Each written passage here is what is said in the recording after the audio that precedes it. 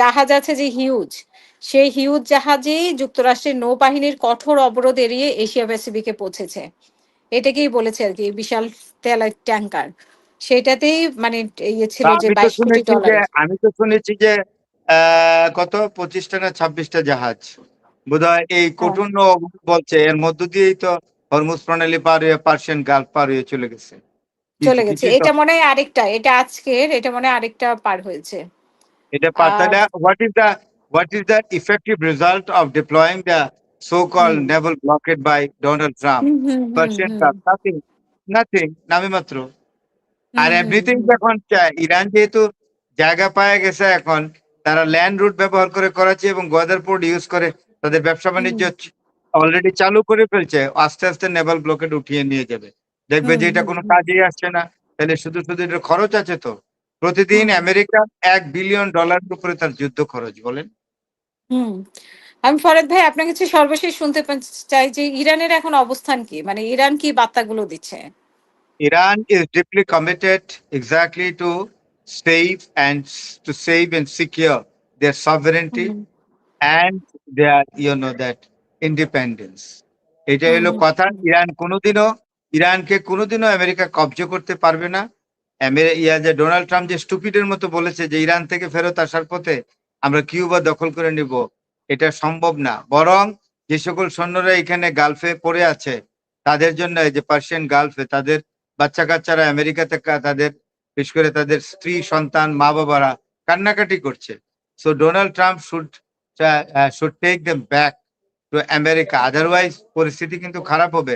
Russia এবং China কিন্তু মরিয়া হয়ে লাগছে আপনার ইয়ার বিরুদ্ধে, আপনার আমেরিকার বিরুদ্ধে এবং হুম। ইরানের পক্ষে, এবং পাকিস্তানও তো ওপেনলি এখন ইরানকে সহযোগিতা করছে।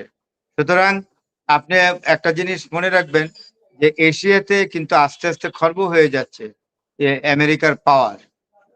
আমার হুম। মনে হয় যে সময় থাকতে থাকতেই ডোনাল্ড ট্রাম্পকে আসলে পাত্তারি গোটাতে হবে, অন্যথায় কিন্তু এই বিপর্যয় অনিবার্য।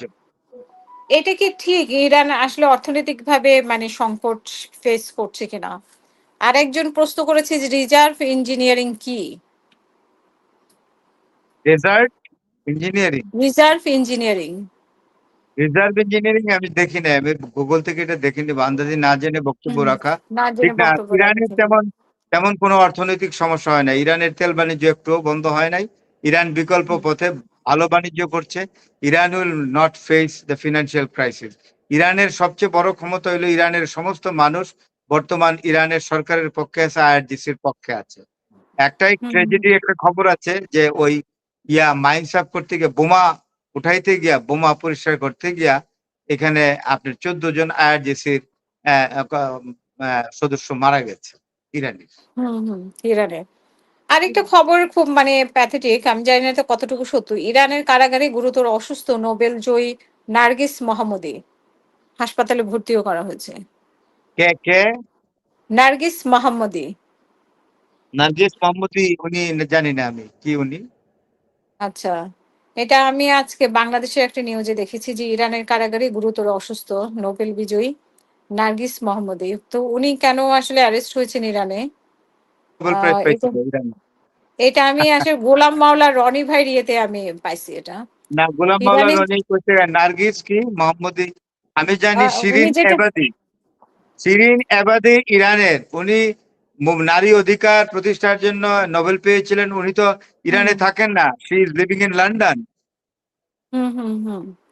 উনি যেটা হেডিং এ লিখেছেন নার্গিস ইরান কি? নার্গিস কি? মার্কিন দালাল নার্গিস কি নাম কি?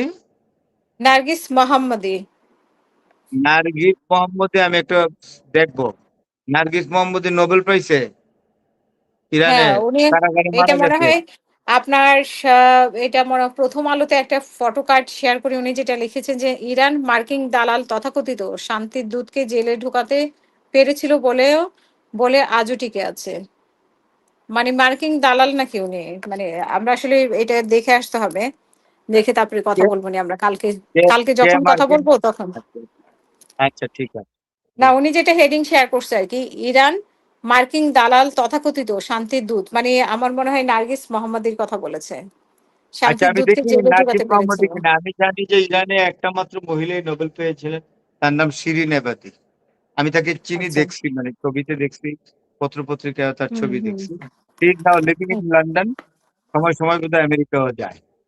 এই যে,